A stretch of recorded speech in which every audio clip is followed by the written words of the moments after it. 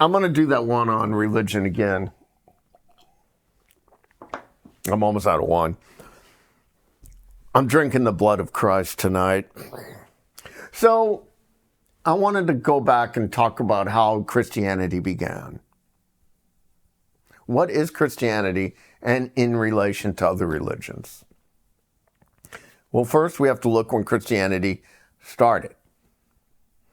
0. The number's very easy for us Westerners. It didn't start at 50, it started at 0.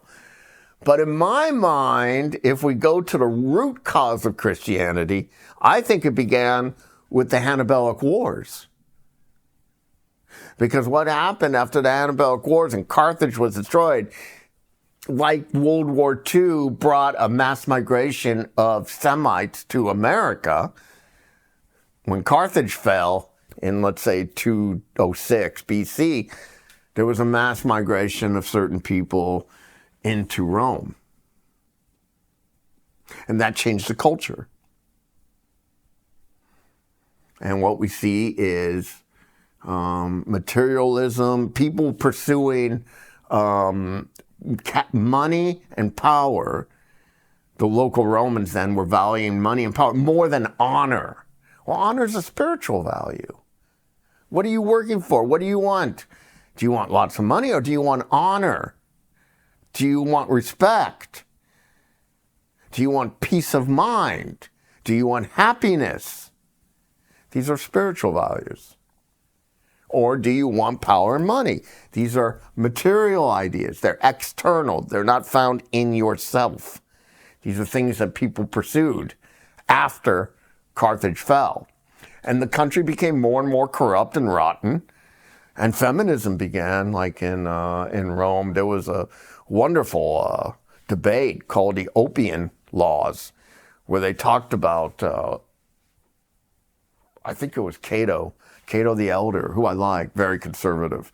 He explained what will happen to the country if we liberate women, he said.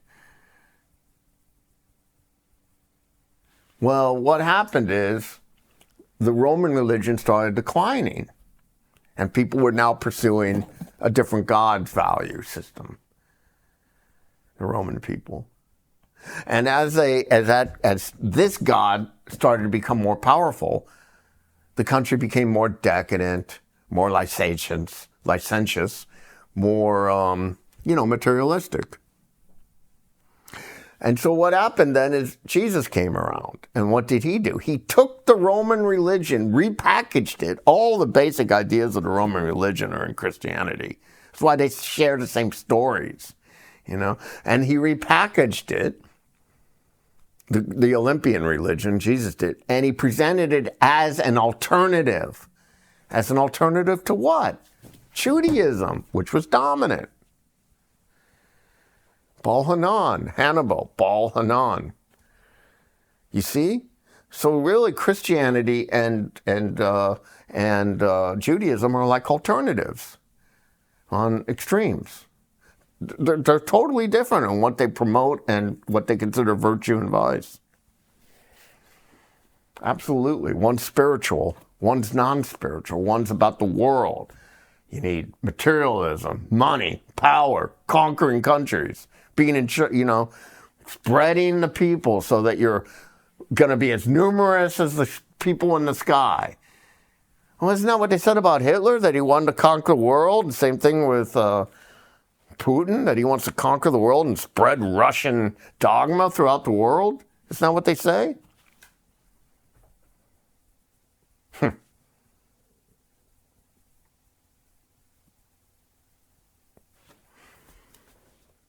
So this was how religion, we need to look at Christianity and Judaism as opposites.